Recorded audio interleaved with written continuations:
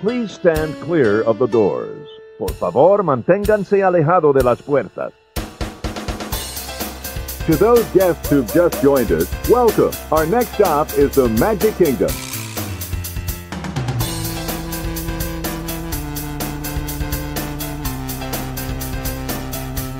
Ladies and gentlemen, we are approaching our station at the entrance to Main Street, USA, gateway to the 7 theme lands of the Magic Kingdom.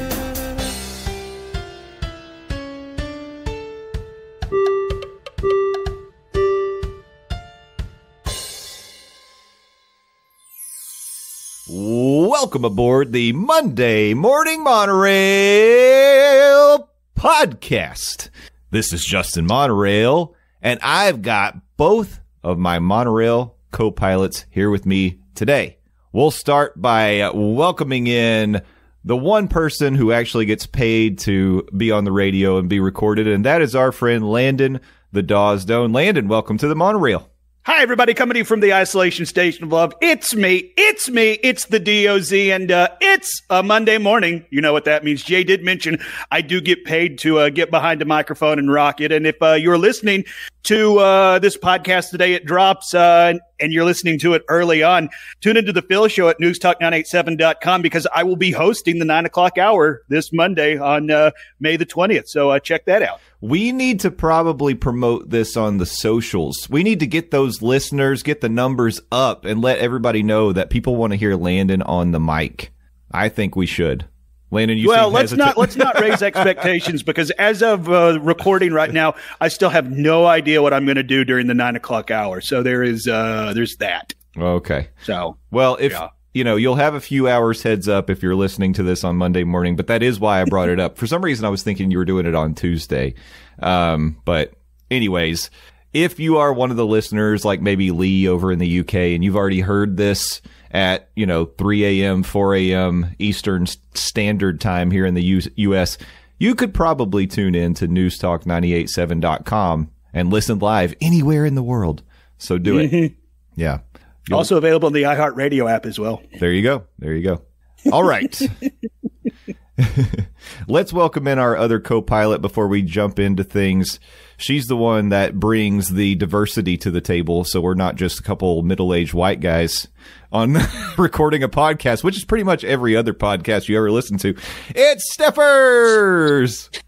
Sorry, which part of me brings the diversity? The fact that I'm Asian, or the fact that I'm a woman, or the fact that I'm in my 20s, almost 30s? All of it. Okay, I'm so glad to fill the diversity quota of the podcast. Yeah, I was going to stay out of the way and let Jay dig his own grave on that one. I'm not digging a grave. I want I'm not insulted. I think that's hilarious. I want people to know that we are a multicultural podcast. It is also Asian American Pacific Islander month. So really, that is true. We're bringing it on home. We probably should be doing segments, but that's, it's fine. Like I'm, Steffers, celebrating myself all Moana? month. We can talk about Moana. No, number one, we would talk about Raya. Number two, then we would talk about Moana, I guess. Number three, no. Okay.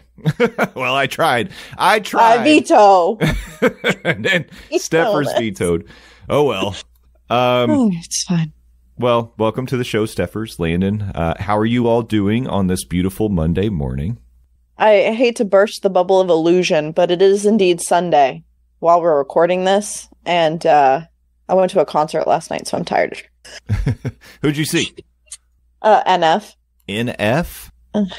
Yeah, forget it. I'm filling a quota. You won't understand. Wrong demographic. It's fine. Okay, so this is... I'm too old to know who that is or what that means. Yeah, this is if you were a single mom, you would have brought your kid to the show as well. It was there were a lot of kids for some odd reason, not quite sure why, and then a lot of moms bringing their kids.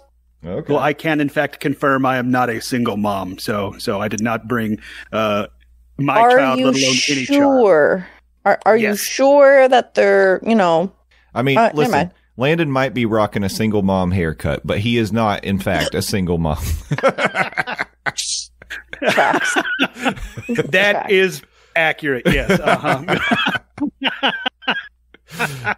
That's That's all right. You balance it out with the beard. You keep it. True. You keep it scruffy and scraggly, and that's why we love you, It's Landon. not what I thought you were going to say. Keeping it scruffy in the scruffy city, y'all. That's right. Well, ladies and gentlemen, before we get into the news today, a couple of reminders. First of all, I would like to remind you that Landon is kicking off his fundraiser for the Second Harvest Food Bank of East Tennessee. It's been a long kickoff, but we're still kicking it off because we have a long way until the deadline to raise money. So basically what's happening, we're calling it Living with the Landon. And on April 1st, 2025, Landon is going to turn 40 years old. And we're going to celebrate that by riding Living with the Landon Epcot as many times as we possibly can. And we're doing this like an old school fundraiser. Like, you remember when kids used to come like door to door? They'd knock on your door with a little sign up sheet and they're like, hey, we're doing a fundraiser and I'm going to run laps on the track. Would you like to sponsor me? Steffers isn't familiar with this, but this is something that we used to just sell candy bars. Well, we ran the track. We did. And I ain't running nothing. No wonder you're so against Run Disney. You were traumatized as a kid. And people don't pay me to do it now. Right? Yeah. In fact, with Run Disney, you pay them to do it. Exactly. So, but they would come and they would say you could sponsor them for how many laps they went on the track. You could give like $1 per lap. And then if those kids went out and ran 50 laps, you owed $50. And you're like, damn it, I wish I picked a kid that wasn't so athletic. But we're doing the same thing. And we're going to be riding Living with the Land. You're going to be able to sponsor Landon. And for however many rides he can pull off on Living with the Land on April 1st, 2025, you would multiply whatever your little sponsorship dollar is by the circuits that we make. And then that would be your donation. Before that, we are going to be selling t-shirts and there's going to be other ways to donate. If you're following the socials, you would have seen that there was a little bit of a teaser for what those shirts are going to look like and what the logo is going to look like. So coming very soon, keep your eyes open because we're going to start selling those t-shirts. Landon, anything you'd like to add about Living with the Landon? Yeah, talking on the t-shirts, we're trying to figure out the best way to get money to Second Harvest through the t-shirts because we're trying to set it up that all proceeds raised through the t-shirts will go to Second Harvest Food Bank of East Tennessee. And we're trying to make it not only with the t-shirts, but all funds raised are going to go to Second Harvest of East Tennessee. And the money raised is going to be earmarked for their Food for Kids programs to help feed children in East Tennessee because Second Harvest stands in the gap. And every dollar that Second Harvest receives, they can turn $1 into 3 meals. And when kids are hungry, they don't learn as well when they're in school. So this is helping kids, not only have food in their stomach, but learn better and have a better future. So I look forward to doing this on April 1st. And somebody from Second Harvest made this suggestion, and I kind of like it since this is for my 40th birthday. What if we do financial donations in fours? So like, $4, $40, $400 if you want to get saucy on it. How about that, y'all? Yeah. Or, you can just give whatever you can afford or whatever you feel is appropriate. But yeah, looking forward to doing Living with the Landon on April 1st, 2025. Keep it locked on these socials for more information, including that t-shirt coming soon. Been working hard with Steffers, Jay, and a very talented artist to get the logo. And I'm very excited to show it to y'all. Yeah, it looks great so far. And I want to throw in that one of the things we'd like to do that day is broadcast live from Epcot. Now, I'm going to say we're not going to do it all day long. I don't want to be one of those irritating people that just, live streams on the rides and in the lines and, all that all day long. But we want to do some drop-ins so you get to be there with us if you can't make it to Epcot on April 1st, 2025. And maybe we'll do a ride through or two, but we'll just keep it low key. But in order to do that, we need to get to 1,000 subscribers on our YouTube channel. So please subscribe to the Monday Morning Monorail Podcast YouTube channel. And Steffers and I have said, speaking of Run Disney that I never want to do, that if we get to 1,000 by the end of the year, I said by the end of the year. Actually, I said by April 1st, but we're moving it back. If we can get to 1,000 by the day of, I won't walk back that commitment.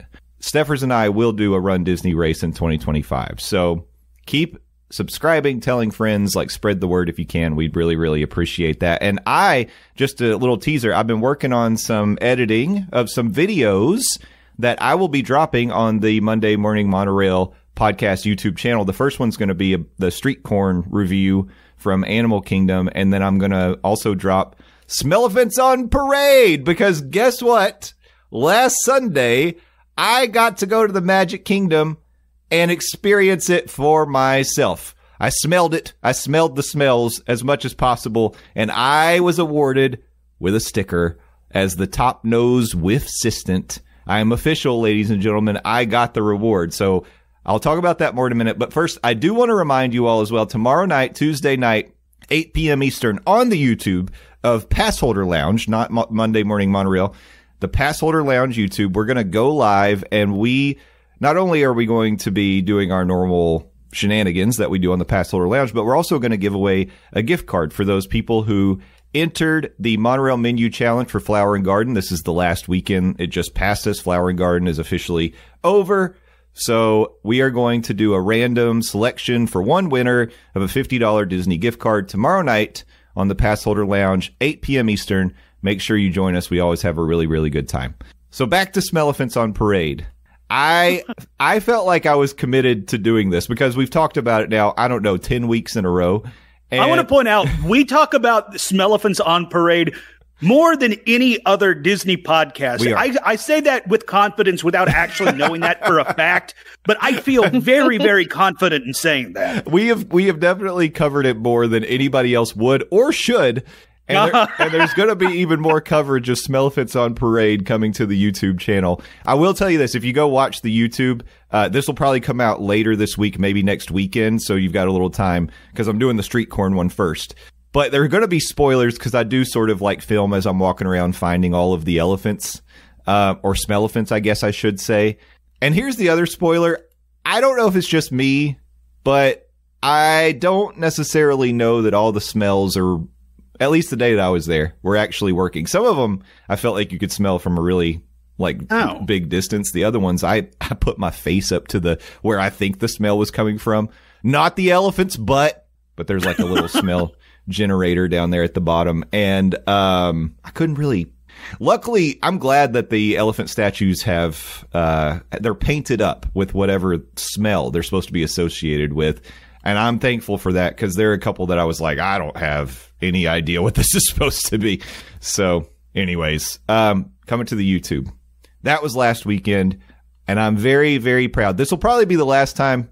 I'm not going to guarantee this is the last time I mention Smellephants on Parade. It probably won't be, but I will say, if you're having a really tough day and all you want is your daily dose of Smellephants, you can go to our Instagram, and Justin has graced us with such a motivational and, just heartwarming video that I thought I'd share. Yeah. And I did share it on our social. Yeah. So go to Instagram and just enjoy that reel. Get your fill of Smellephants of the day. Really. You can do it. Smellephants will live on forever on the Instagram, on the YouTube, long after they've been retired in the Magic Kingdom. I've enjoyed the Smellephants as much as I hated the Epcot barges, and that's saying something. That's really saying something. That is saying something, yeah. I don't think it's saying what we think it's saying, but, I think Smellephants is now his new personality. Justin Shocker. It's my middle name, Justin Smellephant Monorail. Sponsored by Put Scentsy. That on a t-shirt. Yeah. Really quick, before we get into the news, one last thing. So I was in the parks yesterday, again, on assignment. Steffers asked me to go get some Universal content. So I was out with the cell phone, getting some vertical, horizontal, all kinds of different videos and pictures. Horizontals. In the parks. I use the horizontals myself. I know you like the vertical stuff, Steffers, but I need them both. And as part of that, I experienced a couple things that I hadn't experienced before. The first one was actually at Disney in Epcot, because I started the day there. Road Guardians. I got September, which I have never. Nice. That was my first time getting September. It was great. I was excited. But always a great ride on Guardians of the Galaxy. One of the things that I feel like we probably haven't really talked about in a while is sort of the virtual queue process. And the reason I'm thinking about it now is because on the Instagram, we actually had one of our followers reach out to us and ask for advice, not about virtual queues, but it was actually about the Tiana's Bayou Adventure preview, because they did drop preview dates and opportunities to join the preview for pass holders, DVC members, D23, Club 33. Basically, if you have any kind of affiliation for Disney, you probably got an opportunity to get a preview. But we did get a message, and the request was basically like, hey, I've never done one of these previews before. Can you kind of give me an idea what to expect? And that was it was great to actually get that question, because while I've not done a DVC preview situation, I had a feeling it was going to be similar to the way that the old previews went for pass holders, in that emails went out with links in them on the day, like the day that previews opened up. And then it was sort of a fastest finger. You got to click that link. It would take you to the Disney website, where you would probably be sitting in a queue if you didn't see Stitch ate the page. And then once the queue moved you to the front, then you confirm your party, and then you pick your day and time that you want to do the preview, and then you're good to go. It always said that you would need to save like your confirmation email or take a screenshot of the confirmation page. In my experience, they've never asked for that, because usually they scan your Magic Band when you arrive for a preview, but it is sort of like peace of mind. I don't think it's a bad idea to screenshot or save your confirmations. Tying it back to Guardians, when I did the preview for Guardians, during the pass holder preview days, that was the system that they used. I never got an email for my confirmation for Guardians, so I was nervous, because not only did I not get the email, the other thing that it said was, on the day that you get your preview, it will automatically reserve that park for you. It'll make the park reservation. But I had no confirmation, because it showed up as blocked. I couldn't go in and just like block that day at Epcot. It just showed up as blocked. And I also couldn't see that I had a reservation for the park that day. So there was a lot of uncertainty, but anyway, it worked out. So shout out to Shannon Marie. If you want to be like Shannon, I am always happy to share my experience and knowledge with these things. It may not be, what your experience is. Your experience may vary, but happy to share my techniques, my tips if I have any. So I just wanted to shout that out. I love that when we get questions and we can interact with people directly and hopefully help them out. That makes me feel really good. So it's even more, it's funnier. Let me rephrase that. It's funnier when it's me on the socials and I'm like posting stuff, and then we get a message and I'm like, I can't say. I'm just pause. Let me get Justin, and then I text Justin. Can you please check the Instagram and reply to this message, please? Yeah. And let me get the manager here real quick. Yeah. Can I speak to your manager, please? And I did it. And I hope it was helpful. We didn't get confirmation whether or not Shannon was able to lock down her DVC preview or anything, but I hope that she was. So Shannon, if you're listening now, let us know. Love to know what your experience was and if we were helpful at all. I hope that we were. And enjoy your trip. Enjoy your trip. Absolutely. Have a great trip and enjoy Tiana's Bayou Adventure.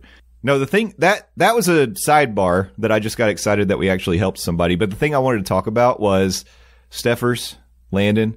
I actually got to see Forces of Nature in person yesterday.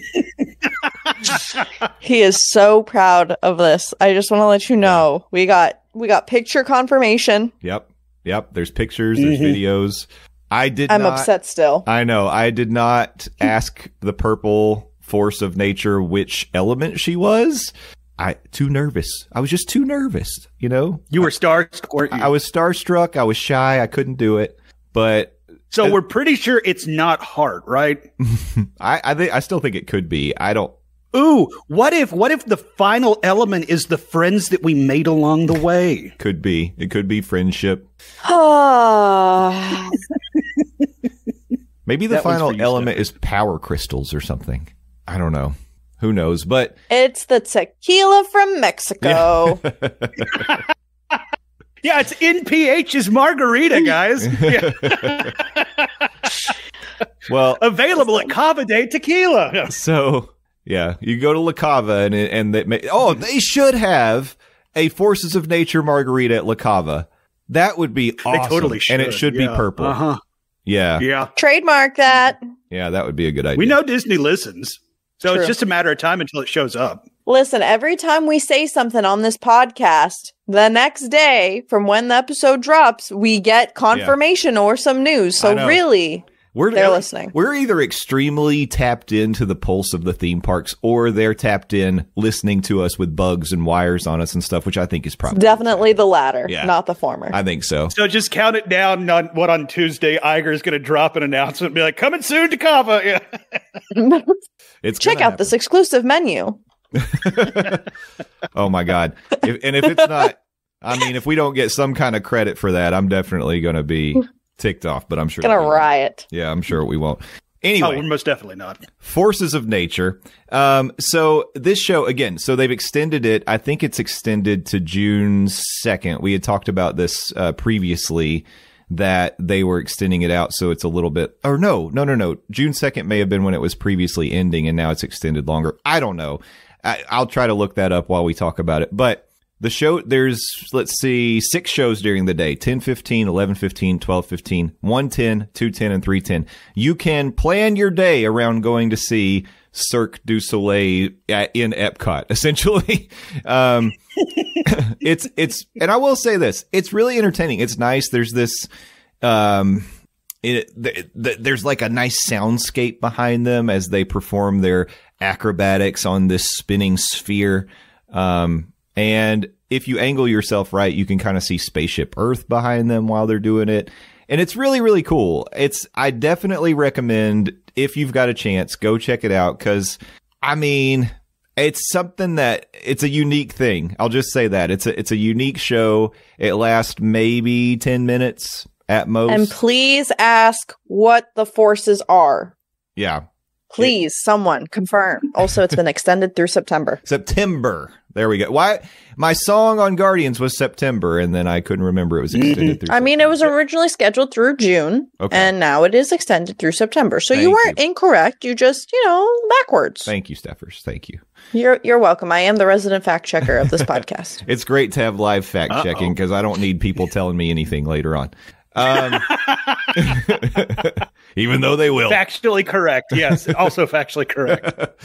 Okay. So that was one thing I experienced at Epcot. That was pretty cool. The other thing that I experienced for the first time, when I made my way over to Universal, it was around 3:30 when I arrived in the park. And as you know, summertime in Central Florida, between the hours of 3 and 5, you're probably going to get like an intense rainstorm, probably a thunderstorm that moves through. And this was certainly the case yesterday. So I headed for shelter over at Finnegan's, and I tried a menu item that I've never had before, which was the Irish Cobb salad. Have you all ever had this? No, was unaware. I don't that think was on I've the- eaten at Finnegan's, Oh, actually. wow. That to me, I've is had, that's a there startling reveal. once was like not a buffet style. Well, it was buffet style, but it wasn't.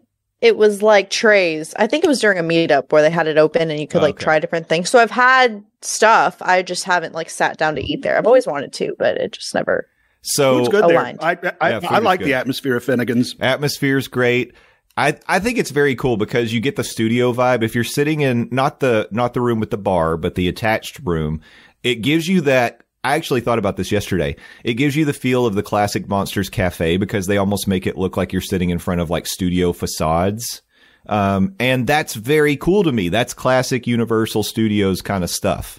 Like it has like, stage lighting and it looks like the walls are, false walls and it's got, it's very cool. I like it. I think it's neat.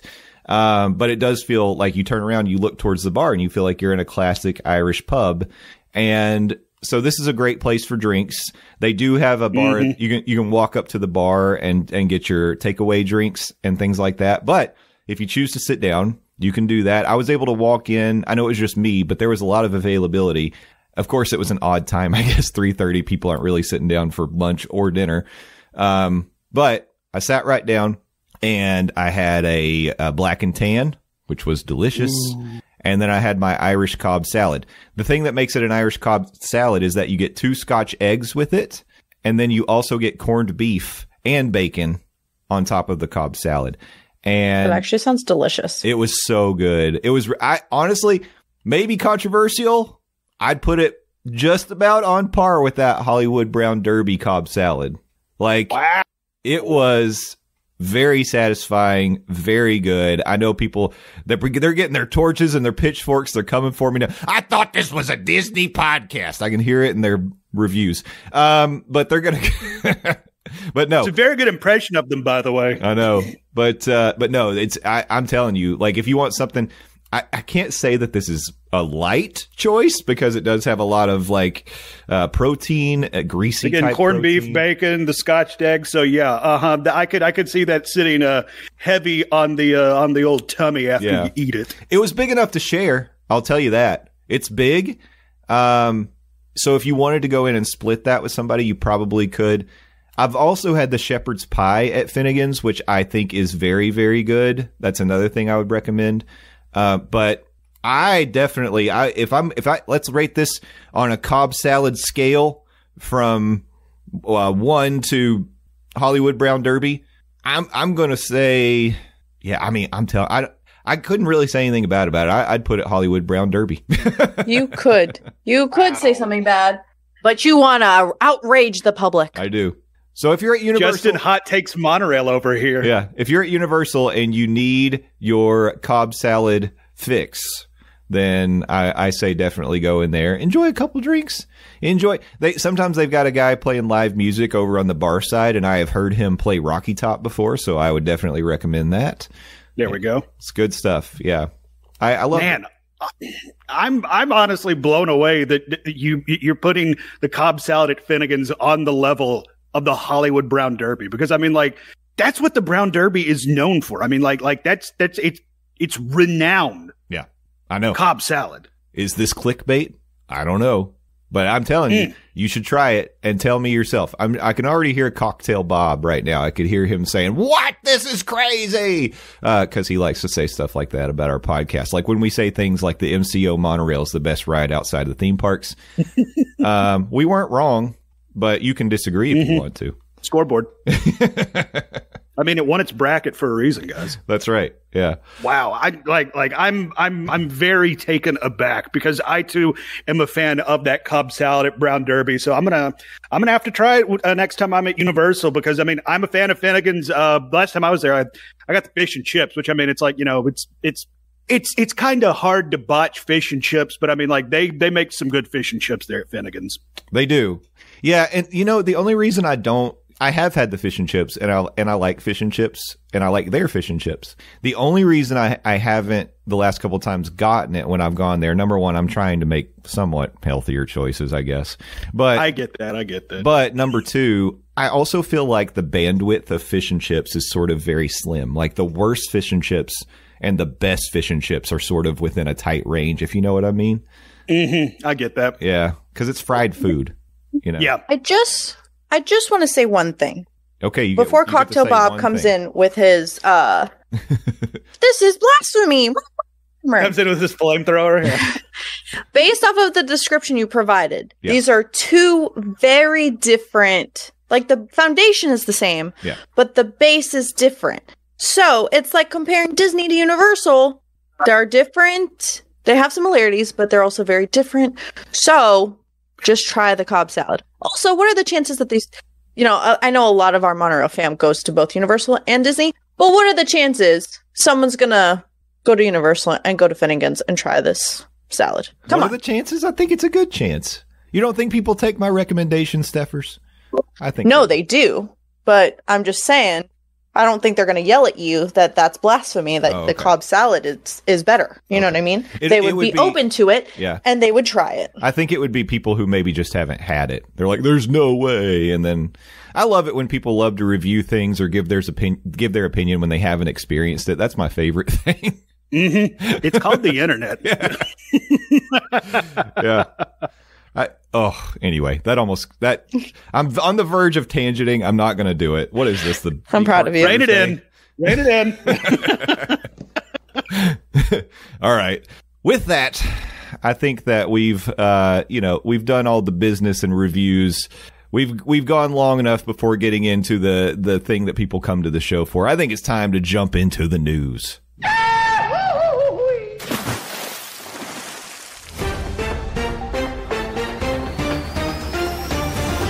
That's right, dreamers. We have scoured the internet for the theme park headlines that you have been dying to hear about. We did the work. We did the legwork, so you don't have to.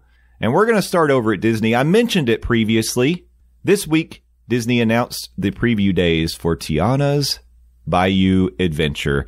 Oh my gosh. I am so excited. I can't believe we're almost there. And, wow. So the thing that was surprising to me about this was that for pass holders anyway, they're doing a different process than they've done in the past with ride previews, and it's making me nervous. I don't know why Disney trying something new with technology would make me feel nervous. I can't imagine a reason for that, but I definitely do feel nervous about this. So essentially the way it works for annual pass holders, they announced the dates for annual pass holder previews, and then it was like a fastest finger competition to try to get a reservation for those dates at Magic Kingdom. Because what you have to do, and I did find out, you don't have to have a Magic Kingdom reservation to get the Tiana's preview. You could have an Epcot or a Hollywood Studios or an Animal Kingdom reservation. Yeah, but you can't do the virtual queue is what it affects. Yes, right. Oh, am I about to say something wrong? No, yeah, I was confirming that that's where we were going. Yeah, because I was like, huh? What do you mean? No reservation? Yeah, you have to have a reservation for the park. But then if you do, you can sign up for the virtual queue for Tiana's Bayou Adventure. And it's going to work just like the Tron and just like the Guardians of the Galaxy virtual queue, that at 7 a.m., you got to be in the My Disney Experience app. You go to on the very first page in the app, you scroll down to the virtual queues billboard banner, and then you adjust your party, and then from that page, you just refresh. You can either pull down on the page or tap refresh. At 7 a.m., it'll come up, join virtual queue, and then you do it. Now, one of the things that we learned was that you can actually, it is possible, during the preview period, to hold a virtual queue for both Tiana and Tron at the same time, or Tiana and Guardians at the same time. Now, if you've got a big enough party, you could divide and conquer, and somebody could be getting Tron while you get Tiana's or whatever. But interesting. This is the first time that I'm aware of. I think this is the first time in the Orlando parks that you've been able to hold two virtual queues simultaneously. But theoretically, it is possible, and it'll just be for the preview period. The other thing we learned is that when Tiana's opens officially on June 28th, that it will be on virtual queue using boarding groups, but it's temporary. And during this time, it'll be Tiana, Tron, and Guardians, but you're only going to be able to hold one at a time once it's officially open. And then eventually, and I would imagine as we get into like the fall, Tiana's will just be regular standby, and then Genie Plus Lightning Lane. Not individual Lightning Lane, which I find interesting, but just... it'll come with the regular package. So if you buy Genie Plus for the day, then you would be able to get Tiana's without the additional fee, if that makes sense. Or go standby. Do we think that they're testing this quote unquote special perk to hold two virtual queues at the same time, testing it to make it a permanent thing? I don't think so. I really don't think so. I think ultimately I don't know. Maybe I'm wrong. I think ultimately their preference would be to not have virtual queues. I think that they're trying to do it just to not run into like major guest complaints for like extremely long, ridiculous waits for some of these rides, and just to manage how many people are actually in the queue at the time. But I can't really imagine them. I do think, personally, I think that Tron will eventually not be a virtual queue. I don't know how long that'll be, but I think that'll probably happen. I don't know about Guardians. I'm not sure. I don't know if that'll stay on long term or until something else comes in and they want to switch it to that. But, we'll see. Just one man's opinion. We'll see the trajectory. Yeah.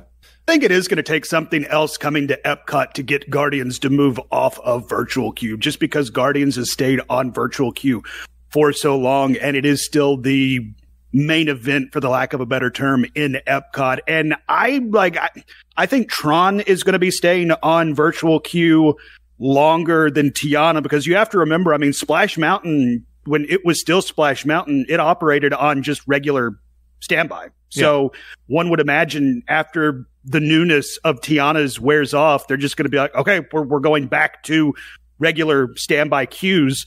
And this is also an attraction in Tiana that goes down seasonally, because, you know, people aren't, it doesn't get as cold as, like, say, you know, Dollywood does in February. But at the same time, guests in the Magic Kingdom in February aren't, you know, chomping at the bit, so to speak, to take a 50-foot plunge and get soaking wet. Yeah, that's true. But I mean, they've confirmed it so far. We've confirmed that what you're saying is correct, that it's going to go to standby once the newness wears off.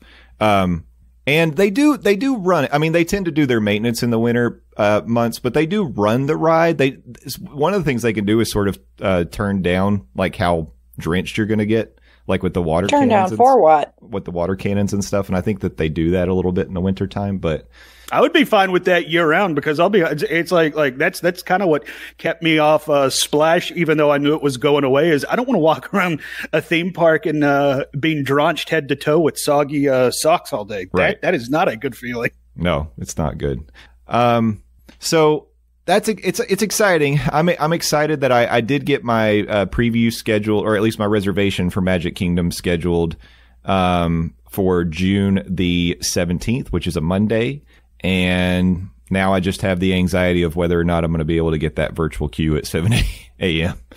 That's what I believe in you. That's what we're going to see. I'm going to try my darndest, but we're definitely get up at 6:55 and start refreshing that My Disney Experience homepage. Yeah, I know. It's going to every single time, even though, like, so for Guardians yesterday, I got group 10, but it makes me nervous every single time I have to go through the process. Regardless of whether blood going. Yeah, regardless of whether or not I have success.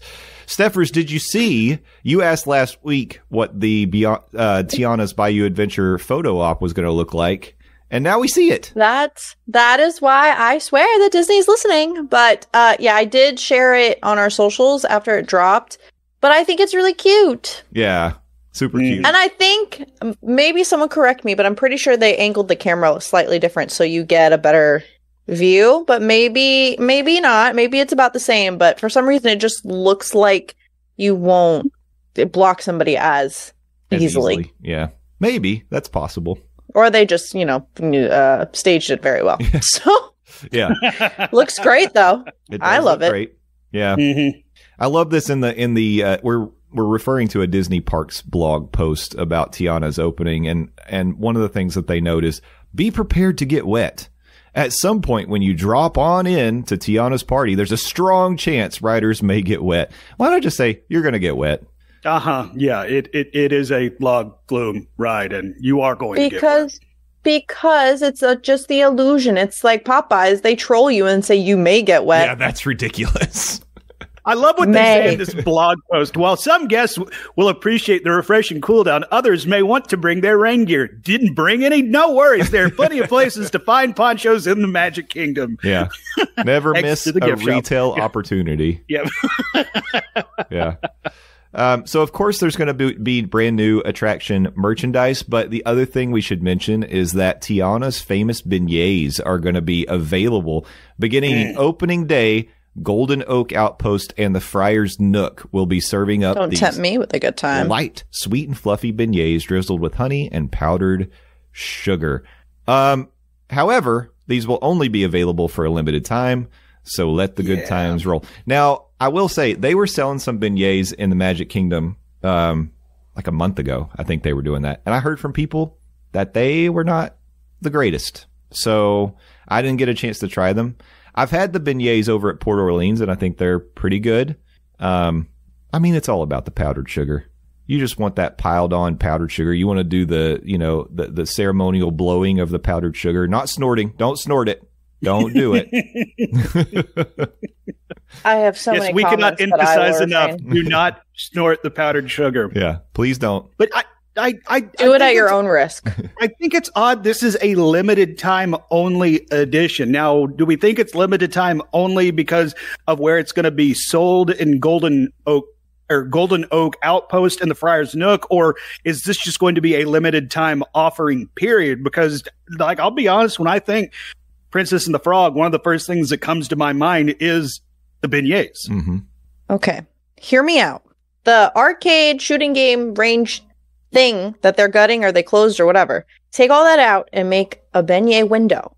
Cute, you like mobile order, quick service, whatever, and you get your beignets and you go. And then you have different flavors, right? And different toppings, like the funnel cakes. So that's an interesting thought. I think that location would be the issue there. I wonder, we've talked about, or at least there's been rumors that Pecos Bill may be converted to the Tiana restaurant, and they're kind of turning that whole area into New Orleans Square. So my thought is maybe the beignets are only temporary because eventually they'll be offered at the future Tiana restaurant. I don't know. That probably makes more sense, but I knew that wasn't confirmed yet. So yeah, no confirmation. That makes sense. This is speculation station. Choo choo, all aboard. Choo choo. Haha, that's what I like to do with beignets. I just can't even right now. Wait, we had technical difficulties earlier. I don't know if people got my advice. Beignets are great, but just make sure you don't snort that powdered sugar. Just don't do it.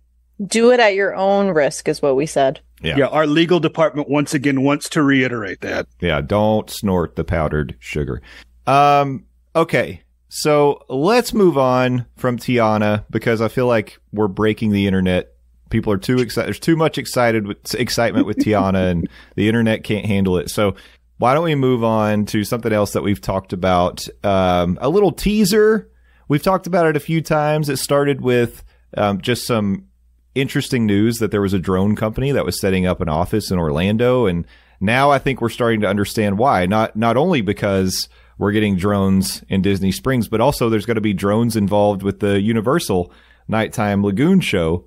So drones everywhere, all over Orlando. There was never a better time to invest in drones. If you didn't already, it's too late. You missed the wave.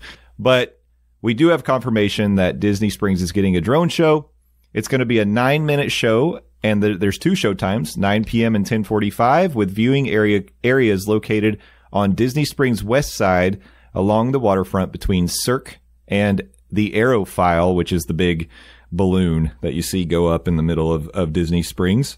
The show is going to be called Disney Dreams, and over on the Disney Parks blog, they dropped a little preview with some pictures of what some of the drones are going to look like while they're flying in the sky over Disney Springs.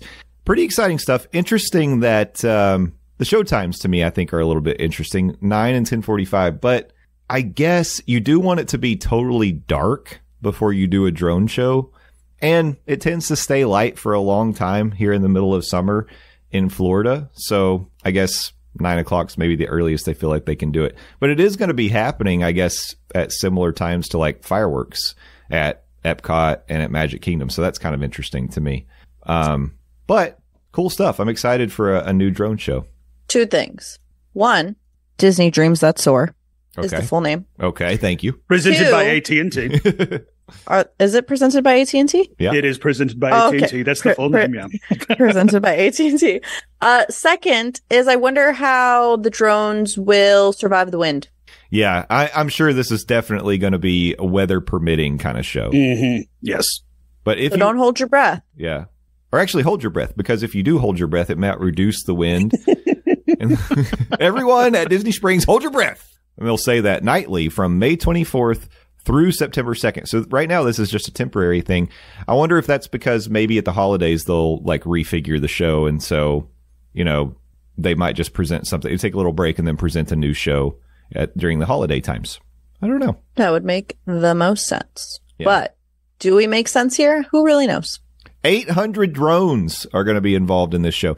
Did you see that they're going to have a Death Star, and they said it was like as big as 100 Spaceship Earths? I'm just kidding. But twice the height of Spaceship Earth. So Okay, but did you see the Baymax? yeah, the Baymax is cute. Mm-hmm. Very cute. Like that looks legit.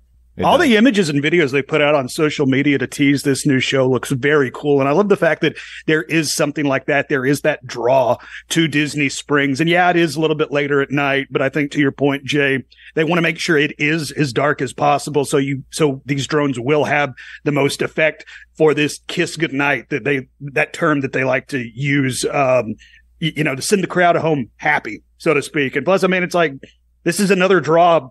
This is another reason they want people to stay down at Disney Springs. So, they're shopping, they're eating later in the evening, spending more money later in the evening. Yeah. You want to keep people in there as long as you can.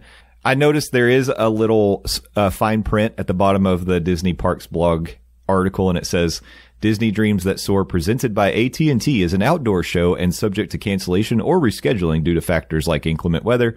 Showtimes may vary throughout the summer. Check DisneySprings.com for the latest schedule. It says schedule. You mean hurricane season isn't? Well, doesn't like hurricane? We're not supposed to say. I've been told we're not supposed to say the H word down here. Doesn't that officially start in September? June 1st. Oh, really?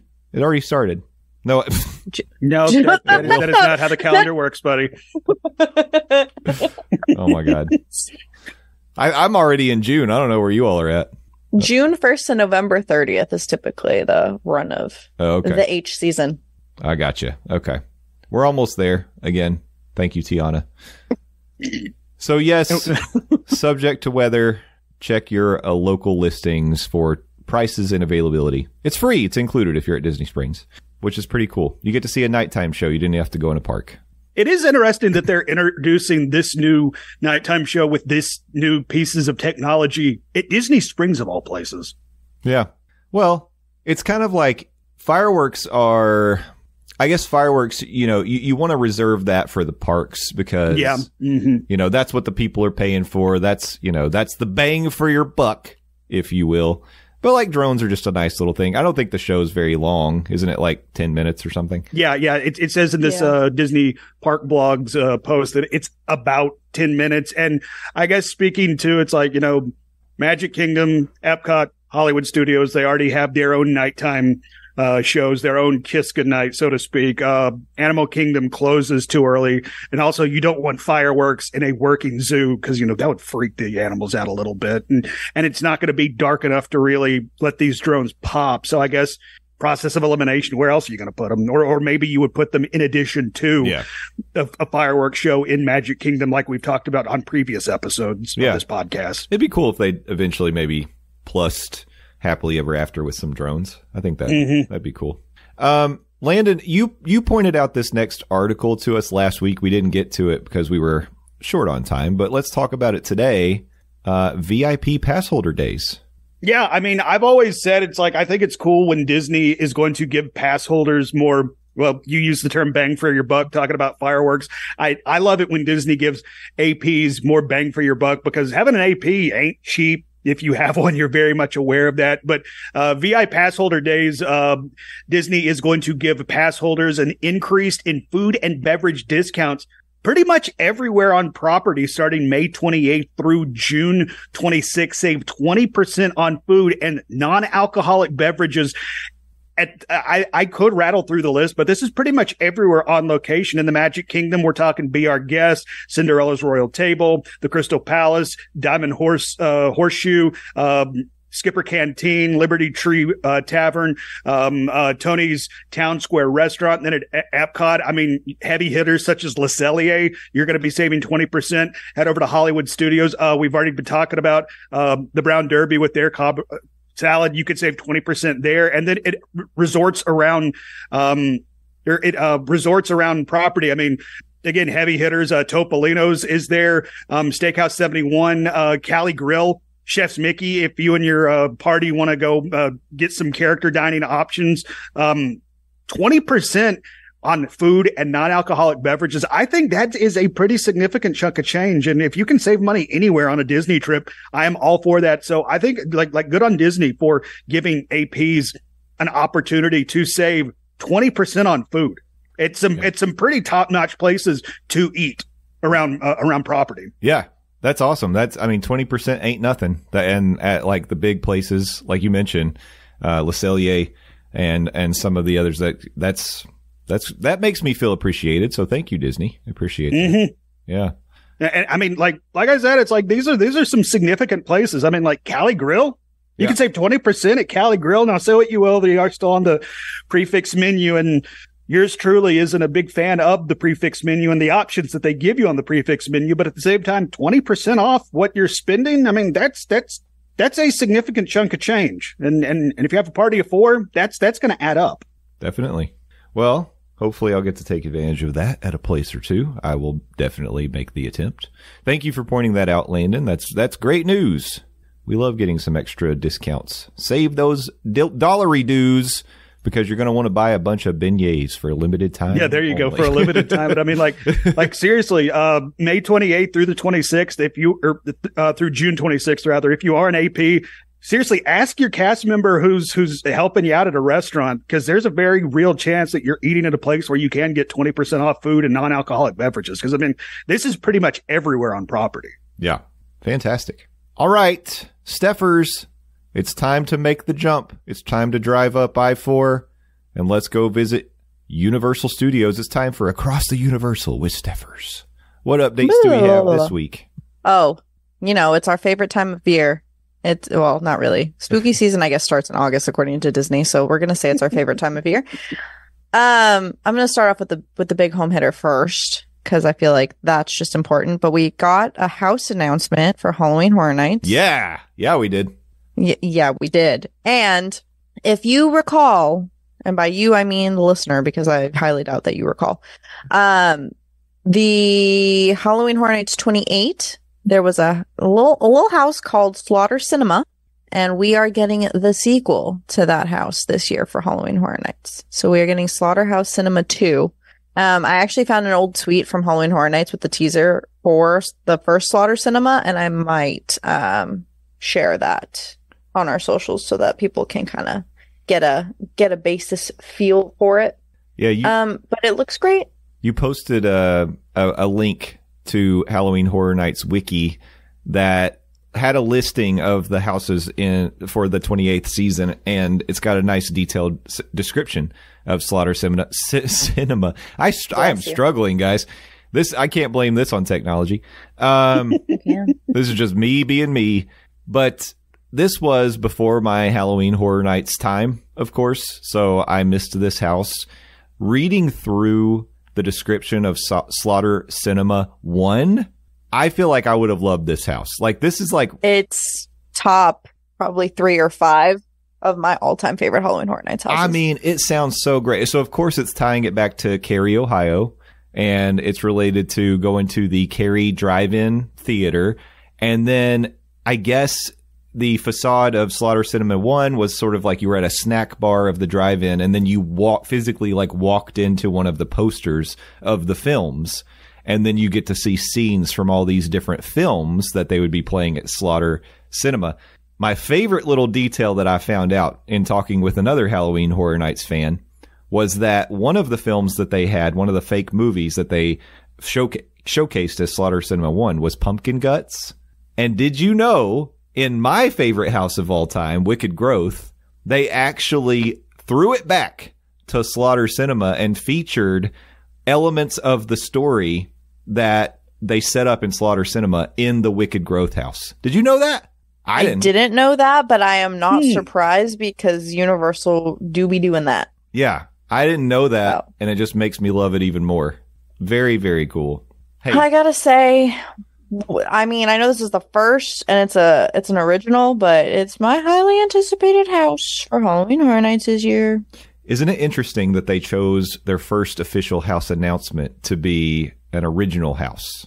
Well, the rumor theories, I'm pretty sure that they alluded to a sequel to Slaughter Cinema, I think in a tribute store or in some sort of announcement that they made. So I think it wasn't surprising for people. Or I guess it wouldn't be as surprising if you knew the theory. So, I mean, I'm pretty hype. I also wonder if they just don't know what IPs they're going to use yet. Yeah, I guess that's possible. How often do they do sequels to original houses? Not often. Not often. Okay. In my short time with Halloween Horror Nights, I have not visited a sequel house Unless it's been a No. sequel to an IP, right? Well, Like- yeah. 'Cause I mean, like Stranger Things has come back a dozen times. It seems had like, and Michael various Myers iterations. pops up and stuff like that. Yeah. But I'm talking like one of their original IPs that they create. And I know they bring back, the icons and stuff like that. So I'm not talking that as well. I'm talking like in this instance, we're getting a straight up sequel to an original house that they made in Slaughter Cinema. Yeah. I mean, they're calling it Slaughter Cinema 2. Yep.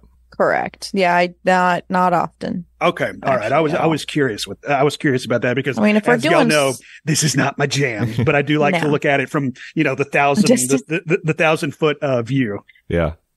No, but I also would like to petition for Graveyard Games too, because that also is one of my favorite houses. So I know you're missing out on all the things. Graveyard Games was a house the year that I went with McKenna for her 18th birthday, and we didn't do it because. And of course you did, because you hate me. No, it's not that I hate you. It's that we were not prepared for the experience of Halloween Horror Nights. I only did 2 houses that year, and so we missed Graveyard Games. But I hate that now. In retrospect, I hate that I missed that one because people talk about it so fondly, like it was one of the best houses that they've done in a long time. So, yeah, I'm sad I missed that. I will consistently say the original concept houses for Halloween Horror Nights will always beat the IPs for me. Yeah. I think they just do a phenomenal job. Yeah, Mm-hmm. and IPs. Yeah. I was just going to say IPs can hit and miss based on whether you care about that IP. So Exactly. Yes. If you're a fan of Halloween, it's like sweet, they're bringing back Michael Myers again. But if you're not, it's like, oh, they're bringing back Michael Myers again. yeah, so I get that. Mm-hmm. And I was one of those. They're bringing back Michael Myers again. I will say, I want to say the last rendition they did, though, I actually liked that. I want to say it was either the last one or the one before. This most recent one they did was a walkthrough of the original film, and So I think, I liked it. It was good. yeah, I think one of those we did. Yeah. Yeah. So- But that's not the only Universal news. Oh. Obviously, as more Halloween Horror Nights news comes out, I will, share it because, Universal girl. But the all new DreamWorks Land previews are now out. I have no idea. Media- Up and out. The media Before previews the are happening. Yeah. Media preview. Yeah, that happened already. I saw that. The official land opens June 14th. Let me tell you, Shrek Swamp looks like good, really good. Like, I wish I could.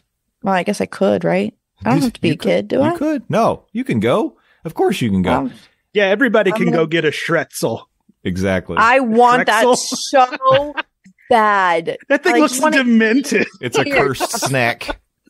Don't tempt me with a good time. I will eat Shrek's ear off. I don't care. Dip it in some plastic cheese. It'll be fine. It's green plastic cheese. Oh, I would yeah. I would love to be in the boardroom that came up with this. Like, all right, guys, we need to come up with iconic snacks for Shrekland. And there's dude in the corner that just does like a line of blows. Like, all right, guys, follow me. What if we make Shrek's head an effing pretzel? Who's with me? I think everyone would be with you. Actually. I mean, obviously they were because the Shrexel is a thing. Yeah. And it True. looks insane. And I want one. Yeah, so media previews took place. The pass holder previews will take place on May 24th to May 27th, with annual pass holders being able to make a reservation for themselves on May 21st. For themselves and up to 8 more pass holders. That's Whoa. insane. Yeah, that's huge. That's a lot of people. Could you imagine? Disney could never. Anyway, I had to say that. But I'm excited. Are you going to do the pass holder previews for DreamWorks Land, Justin? I plan to.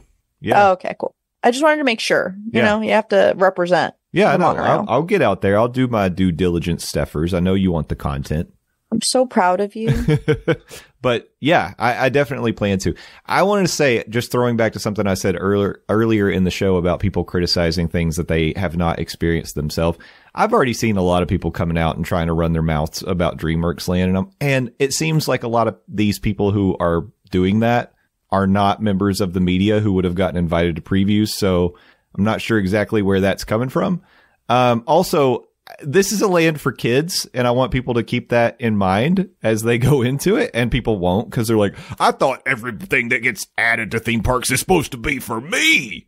This area has always been for kids, Yeah. and all they did was take the elements that already were there and Yeah. updated the IPs. That is all they did. They just went from Barney. Who are they? What's the show now? Like they just put Shrek there. They put a Trolls coaster, which just replaced Woody Woodpecker, Yeah. and then the whole Poe Kung Fu training camp just replaced Curious George. All they did was update it for the children of today. Yeah. They'll be okay. But people get mad. Respectfully, People be it looks mad, cool. and they can I do stay think mad. it does look cool. Yeah. I'm excited to check it out. I want to play in that area myself, and I hope that they allow me to. One thing I was pretty excited about was to see more details about the outhouse that is in Shrek's swamp. And did you know it's a slide? So can we officially call this the poop chute? Is that okay? Hate it here. Ah, he got there. I hate it here. I quit the podcast. Gotta go. Oh, Have you ever wanted to be Shrek's excrement? Guess what? Have I got a deal for you? yeah, come on down to Universal Studios, Florida. I love Be it. ogre poop. Yeah. I think it's great. I'm a fan. Yeah, it's something. I want to tell you something that I thought was really interesting yesterday while I was at Universal. So I did go back and I took pictures. The walls are up. You can't really see anything. But while I was there, I was checking the wait times to see what I wanted to do. And I noticed that Minion Mayhem the wait was like 60 minutes. And the Villain Con Blaster game was like 20 minutes the whole time I was there. I couldn't reconcile that in my mind. It did not make sense to me. But again, those aren't necessarily for me, but either way. I know Steffers is a Minions fan, and does it surprise you at all that Minion Mayhem was like 3 times the wait for Villain Con? No. All right. See, I like Minions. Don't get me wrong. Also, I posted a throwback photo in the Facebook group. If anyone It was wanted a to look at baby that. Steffers. It was a baby Steffers, but Steffers looks the same. Let's be real. Again, I ladies and gentlemen, Steffers is of Asian descent. And this, that tends to mean that you're going to look good I for can't. a long time. I can't. Anyway, I don't think you can say that. I can. It's a compliment. Minions. I don't know. I would never wait more than 20 minutes for any Minion related thing. That's So like, it not doesn't even- surprise me that it's so long, but like, I haven't done Villains Con though, so It's fun. It's fun enough. looks cute. I'd rather ride MIB though. If we're- Oh, I posted a 300,000 on MIB yesterday. so proud of you. It's my highest score ever. Job? I don't know. It's it's not terrible. Usually I'm coming out of there under 100, so I'm Yeah, no, that's terrible. I'm giving myself credit. I'm giving myself credit for this one. I'm proud of you. I'll take my victory lap. Thank you very much. You done did it. Yeah. Oh, I don't know anything about Minion or MIB because obviously I'm terrible at it, but I do know one secret that I can Go share. ahead. Okay. That's the secret. So as you're coming up towards the finale near the end and you see the big monster that makes up the whole archway, I learned this and now I keep it in my pocket because it's the only way I can get any points. There's a big red button that you're supposed to hit. And if you're the first person to get that, you get 100,000 bonus. So The fact that we've been friends for so long, and I don't think I ever told you that, I think is a true faux pas on my part. I think that it but just shows how yes. seriously competitive you are. You didn't want me to know that. Listen, I've ranged anywhere between 400 to 800,000 on MIB. I have yet to max out, but one day we'll get Well, there. if we're giving out tips for MIB, here's a little Landon tip on MIB. You're gonna want to shoot the aliens. See, when you shoot aliens, you get points. You do. On that game, guys. I don't know if you know that or not. It's true. That's how you score. Yeah, I mean, yeah, that's how you score if you want to be a elite agent like us. Yeah. Just tip from me. It's a tip Yep. from me. Tip from Landon, the Dawes don't take it to the bank. Resident expert. Agent L over here. All right. Because we are the official podcast of SeaWorld, I just have to mention them one time today. And I do want to mention that Guy Harvey weekend is coming up at SeaWorld Orlando. You're going to want to mark your calendar. Friday, May 17th, you can do an evening with Guy Harvey. He's a renowned artist and conservationist. And then Saturday, May 18th, you can do meet and greets from 10 to noon, 11:15 to 3:15, and 3:45 to 6. During an evening with Guy Harvey, guests will learn about Harvey's travels around the world in a small group setting, and they'll be served a menu of savory appetizers and a selection of wine, beer, and cocktails. It's a limited capacity reception, and the tickets are $80 per reservation. Each guest gets a free photo to commemorate the special evening with Guy Harvey. I do want to give a shout out, though, to SeaWorld, because the other thing they're doing is a promotion for veterans. So through this program, eligible U.S. military veterans and retirees can register by May 19th for complimentary single-day tickets for themselves and up to 3 dependents. Tickets must be redeemed by July 7th. Active duty military personnel and their guests can enjoy one-day admission. Service members and their direct dependents need to present valid active military ID. For more information on Waves of Honor, they've got a link on the SeaWorld Orlando website. So very good. It's related to, of course, Memorial Day is coming up this weekend. Not this weekend, but next weekend.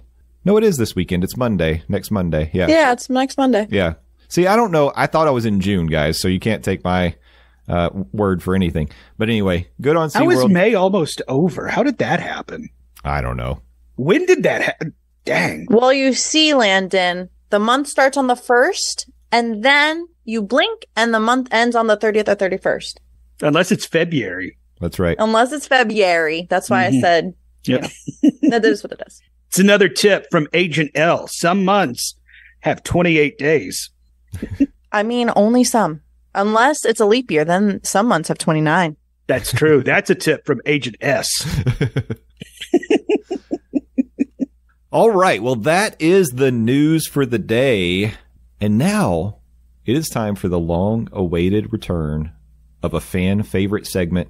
Landon is the mastermind, the architect behind this segment, so I'm going to let him take over. Landon, tell the people what we're here for. That's right. We heard your requests. We heard your cries. We heard you people, and we have to give you people what you want. And that is the return of Fast Pass Standby Snack Break. And last week, Disney had their halfway to Halloween announcement. So we decided for the return of Fast Pass Standby Snack Break, we wanted to have a not so scary edition of Fast Pass Standby Snack Break, and we're going to talk about some entertainment options. So this week, we pitted 3, count them 3, not so scary entertainment show options against each other. We are talking Hocus Pocus Villain Spelltacular Stage Show.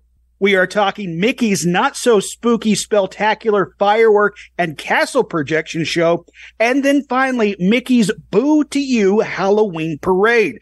We put this question up on the Monorail Fam Facebook group. We put this question up in the Monorail Fam Discord, where you, the lovely listener, answered this week's Fast Pass Standby Snack Break. And we are going to read some of your answers. And then after we read some of your answers, we are going to give our very own answers. So am I going to be reading all these answers off, or do we want to ping pong this back and forth like the true team that we are? Yeah, we can ping pong it, but you could kick it off.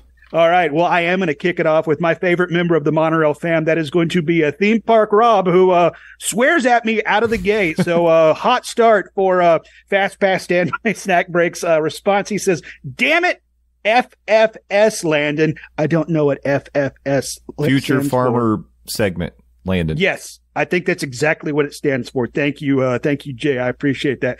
He is going to fast pass Mickey's Not So Spooky Spelltacular Fireworks. This is the closest we can get at the HP Halloween party?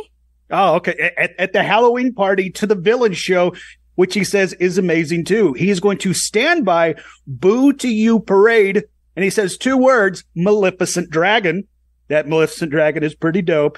And he says, it kills me to put the stage show in snack break, but he makes a very good point in doing so. But sometimes the Sanderson sisters aren't on their game / aren't the best cast. I don't want to come across as harsh on this, but once you see an amazing Winifred, The bar has been set. And I guess when you see a cast that isn't, meeting the expectations, that can leave a sour taste in the mouth of Rob. Rob, thank you for your answer. I appreciate that. That is a harsh takedown of the actresses in the Sanderson Sisters stage show. In the Hocus Pocus. This, of course, coming from Rob, who has a movie star daughter. So I guess I get it. That is true. Also, Rob, why do you hate cast members? There is that. All right. I will jump in and I'm going to take Lewis's response. He said, I have stood in pain for all of these and will again a few times this year if forced to choose, which I so clearly am not. Fast Pass, fireworks, though probably the least of these items in several ways, fireworks always win me over. Standby Parade, that music is a major part of the night, and the chicken clucking Ghost Riders in the sky is my favorite part. Snack Break Stage Show. It is great, but if I have to miss one, this would be it. Awesome. Thanks, Lewis. Strong answer from a strong man. Oh, but now it's my favorite member of the Monorail family, Aurora. Yeah, something like that. All of you are my favorite member of the Monorail family, but I have to do the gimmick. Mm-hmm. Aurora says, "Ooh, you're bringing it back with a vengeance. This one's tough. I apologize in advance for not using the full names, but they're really long." Valid. Fast Pass the Parade, because it's the one I really can't miss. The Headless Horseman, the Gravediggers, creating sparks with their shovels, and the Haunted Mansion float are all worth having the song stuck in your head for days. I'll stand by the fireworks because I like the music and the projections on the castle, and I love Jack Skellington puppet, but I won't prioritize them over the other experiences offered during the party. And I'll snack break the Hocus Pocus show as much as it saddens me because these performers are amazingly talented. In the end, I Genie Plus every single. In the end, I Genie Plus every single one of these attractions. Genie Plus. That's not part of the game, Aurora. There is no people have asked if we're going to add Genie Plus to this game. No, we are not, because that's not how F Marry Kill works. No, exactly. Awesome. All right, so we also got a response on Discord. Landon, you want to take that one? Yeah, this is from Natalie, by the way. Congratulations, Natalie, on your holy matrimony that just recently happened. Natalie is going to fast pass Boo to You. We already know why. It's a certified bop all year round, and the entertainment is superb every year. Each time I watch the parade, I notice something different, even between shows on the same night. She's going to stand by the fireworks. It's a great show, and Puppet Jack Skellington makes it even better. Love Big Booms in the Sky, and also not the worst time to get in line for Jack and Sally, or to be primed to get right in line after it ends. And then finally, she's going to snack break the stage show. Look, it's definitely good entertainment. I just tend to not want to carve out the time to do it when I can be trick-or-treating or doing Space Mountain in the dark, though she points out she loves the villainy vibes that stage show has. Great answer from a great member of the Monorail fam, who is my favorite member of the Monorail fam, by God. I also want to say that Mr. Natalie, officially now, he is also my favorite member of the Monorail family. He's married into it. Mm-hmm. He's done it. Congratulations. Mazel tov, you kids. If you know someone out there who wants to become a favorite member of the Monorail family, go propose to him. And once you're married. Yep, that's how that works. It's sort of how that works. It's sort of like, getting your 90-day visa, like on 90 Day Fiancé. If you marry within a certain period of time, you can become a favorite member of the Monorail family. It's legally binding and everything. Justin Monorail will send you like a gift certificate. It's true. Comes with a packet of coupons. Oh, and if you want Landon to officiate, he's got the experience. So I do, as a matter of fact, yeah. That could be a bonus tier if you donate enough for living with the Landon. Landon will officiate your wedding, whether it's a real one or not. He'll do it. Uh-huh. And whether you want me to or not, I'll just show up and do it. I will officiate your wedding against your will. Sorry, you did this to yourself. Go find somebody to marry right now. Yep. Mm-hmm. You got to do it. You raise too much money for kids. And if you can't find somebody, you have to marry Landon. Yep. Mm-hmm. That's how it works. Sorry, guys. I don't make the rules. Or do I? I don't know. I think in this case you do. Oh, okay. All right. I'm just signing you up for stuff. Yeah. I'll do anything to raise money. Okay. Dot for kids. Wait a minute. Do we have to answer this question now? I think we do. I think that's how this game is played, right? Oh my god! Typically, yes, but It has been we a make hot the minute rules. since we've done it. Yeah. Mm-hmm. I don't know if I even want to answer.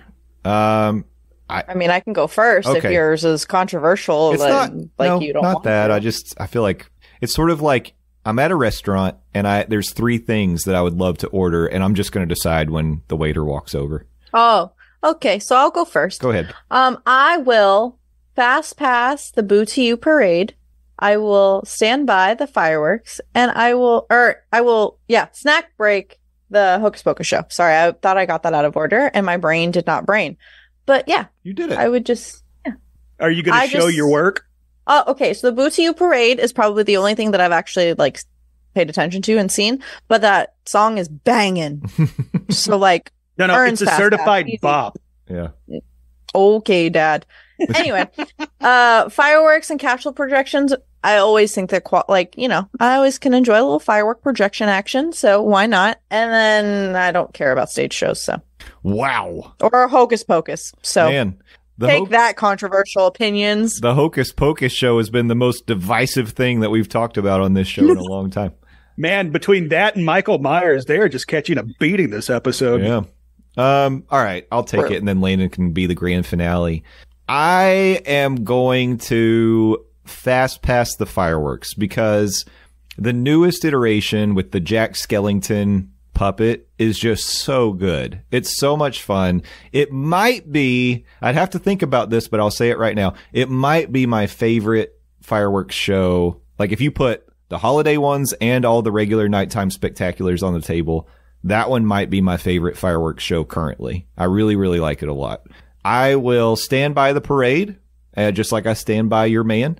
And because, as we've said, great soundtrack. Everybody loves it. I think the big thing there is I think that your placement for viewing the parade is it's a little trickier to get like the best spot for it sometimes, where the fireworks, it's maybe a little more variable. You can get a good show in a lot of different places.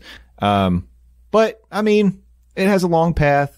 I'm second guessing that statement now, but I will say I just want to stand by it because you stand by a parade. That's what you do.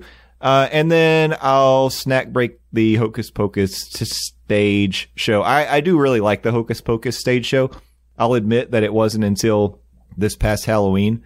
I had never seen the Hocus Pocus movie, but I did watch it this past Halloween.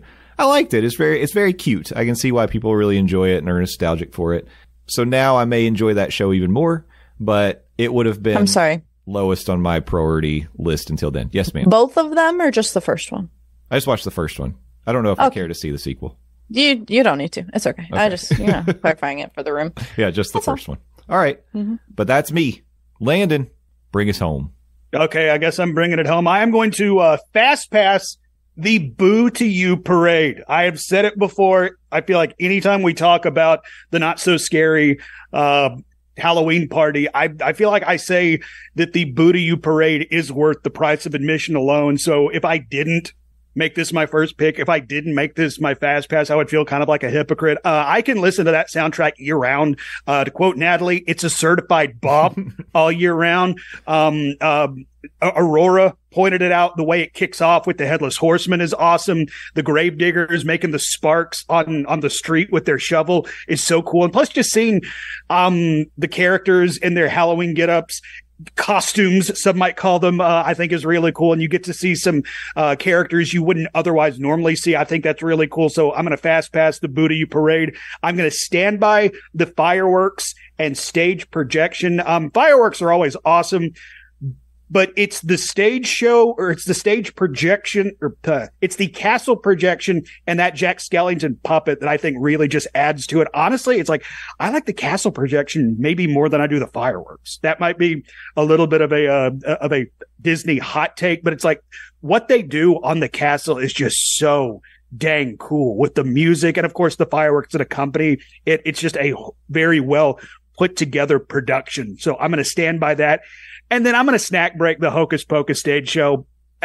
Hocus Pocus is fine. I understand why people are nostalgic for it, because nostalgia is a hell of a drug, and we grew up watching it. But to me, it's like, it's fine. It's fine. And I dig more of the villains that show up with the Sanderson sisters than I actually do the Sanderson sisters themselves. But I mean, it's fine. It's fine. But I don't want to yuck your yum if that's what you're really into, because I have some people that are very close to me in my life that love Hocus Pocus. So I don't want to dig myself too deep of a grave on me saying Hocus Pocus is fine. It's true. I guess I forgot that Hocus Pocus has been divisive amongst the Monorail family for a while here. It has been, yes. Yeah. I keep, infuriating people, and it gives me joy. I think this might be an example of us older folks maybe are more nostalgic for it, enjoy it more than our younger generation that Steffers represents. So it's fine. It's fine. Yeah, it's fine. I mean, I did like the movie, but it's for me because I saw it just last year. I don't have that nostalgic connection to it. It was kind of like sometime back. I was talking about spooky movies with a friend of mine that I worked with, and they were like, "Have you ever seen Monster Squad?" Which was a movie that came out in the 80s, and they highly recommended it to me. They were like, "Oh, I love that movie. You'll love Monster Squad." It's pretty awful. And I think if I had watched it when I was 10 years old, I would probably love it, and I would have nostalgia for it. But watching it now, it's a terrible movie. So not great. That's how things go. Anyway, that has nothing to do with Boo to You or the spooky, spectacular fireworks. But this was great. Landon, thank you for hosting another edition of Fast Pass Standby Snack Break. And we're definitely going to return to this. This won't be the last one. Just like M3-4D will be coming back a little more regularly. So will this segment. Yeah. Yeah. But man, that was a full show. I think that technical difficulties included. This one was a bit of a marathon, so it's probably time to wrap it up. Before we do that, we got to go around and plug some things. So, Steffers, what's going on over on the podcast that I never know if I should bleep it or not, but I keep saying Sippin' and Bitchin'. Okay, well, Sippin' and Bitchin', new episode on Wednesday. Not sure if it's going to be a two-parter again. I guess we'll find out when I record after this. But we are talking about the third book in the From Blood and Ash series, and it's really, really good. It's the last one before we switched to the prequel series, which we love. So yeah, really fun, really exciting. Also, I'm having a lot of fun doing the Monorail Instagram. You're doing great. So you are. Keep an eye out. Share. It's free to share, y'all. So just share, hit the follow button. We're not asking you for your Disney dollar redos. You can save those for Disney, but show us some love so we can Living with the Landon it up. Also, the final design, we will be sharing that, but we're going to share it closer to when we're going to launch the t-shirts. But I do have some other teasers to share. So yeah, so follow all the things, do all the things. Adventures with Steffers on Instagram, and TikTok, Sippin' and Bitchin' on Instagram and TikTok as well. Wonderful. Yeah, I'm pretty excited. I can't wait to launch that t-shirt. I mean, you all are going to love it. Mm-hmm. You're going to love it for sure. Landon, over to you, sir. Follow me on Twitter, LANDOZ. Please go follow me, Landon Doan. I'm the best, Landon Doan, not the rest. That's you can follow me 280 characters at a time. I also appear on the Phil Show, News Talk 98.7 WOKI, radio station locally here in Knoxville, Tennessee, streaming 6 to 10 a.m. Eastern Standard Time at newstalk987.com. Also available in the iHeartRadio app and the News Talk 987 app as well. Once again, if you're listening to this episode very early, the morning on the day it drops, May 20th, I am hosting the 9 o'clock hour of the Phil Show, so be sure to tune in, newstalk987.com, and I don't know what I'm going to be talking about, so we'll figure it out together, and it will be interesting, to say the very least, and it could be one of those, oh God, we're all going to die type interestings that we love so much.